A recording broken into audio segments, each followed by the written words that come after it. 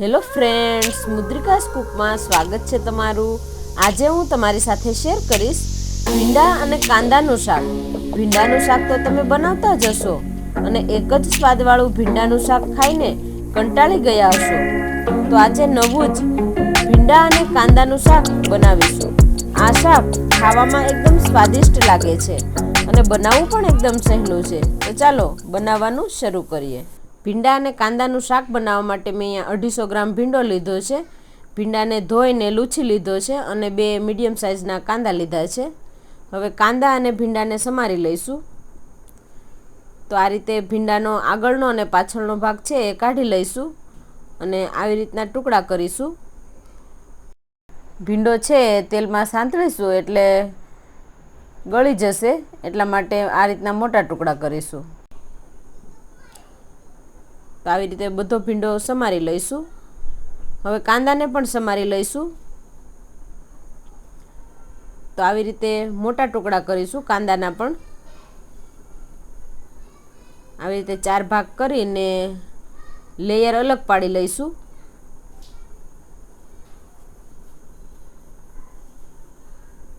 તો આવી રીતે લેયર અલગ પાડીને કાંદાને પણ સમારી લઈશું।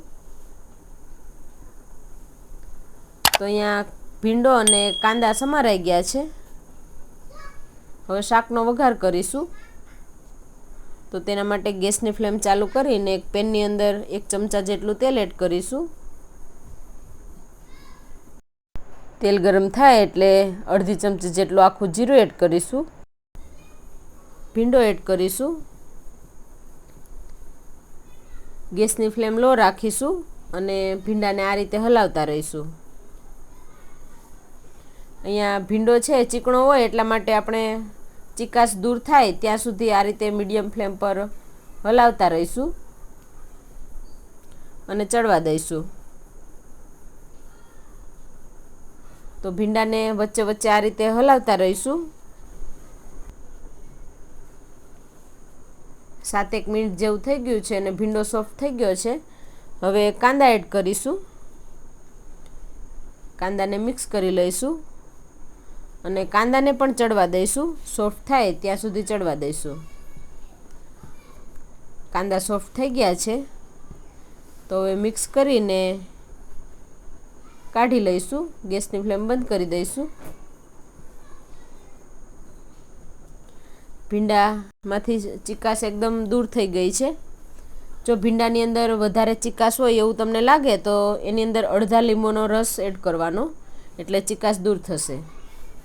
હવે એ જ પેનની અંદર 1 ચમચા જેટલું તેલ એડ કરીશું। તેલ ગરમ થાય એટલે 2 ચમચી આદુ, લસણ અને મરચાંની પેસ્ટ એડ કરીશું। ચપટી હિંગ।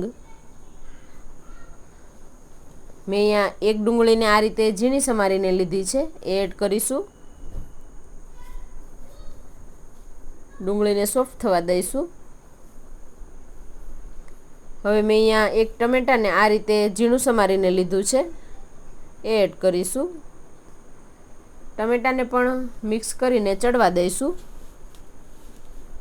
ત્યાં સુધીમાં આપણે મસાલા તૈયાર કરી લઈશું। તો તેના માટે મેં અહીંયા અડધી વાટકી દહીં લીધું છે, એની અંદર મસાલા એડ કરીશું। સ્વાદ પ્રમાણે મીઠું, અડધી ચમચી હળદર, 2 ચમચી લાલ મરચું તીખાશ પ્રમાણે લઈ શકો, અડધી ચમચી ધાણા જીરું પાવડર। હવે બધું દહીં સાથે મિક્સ કરી લઈશું। અહીંયા દહીં છે વધારે ખાટું નથી લેવાનું, જે મીડિયમ હોય એ લેવાનું છે। તો મસાલા મિક્સ થઈ ગયા છે। હવે મસાલા એડ કરીશું। અહીંયા આપણે મસાલા સાથે દહીં એડ કરેલું છે એટલે આ રીતે હલાવતા રહીશું, એટલે દહીં છે એ ફાટે નહીં। થોડી વાર માટે ગેસની ફ્લેમ હાઈ કરી દઈશું અને હલાવતા રહીશું। મસાલા ચડી ગયા છે। અહીંયા તમારે થોડું પાણી એડ કરવું હોય તો તમે કરી શકો। તો એકદમ સરસ મસાલા તેલમાં પાકી ગયા છે। હવે સાંતળેલા ભીંડા અને કાંદા એડ કરીશું અને મિક્સ કરી લઈશું.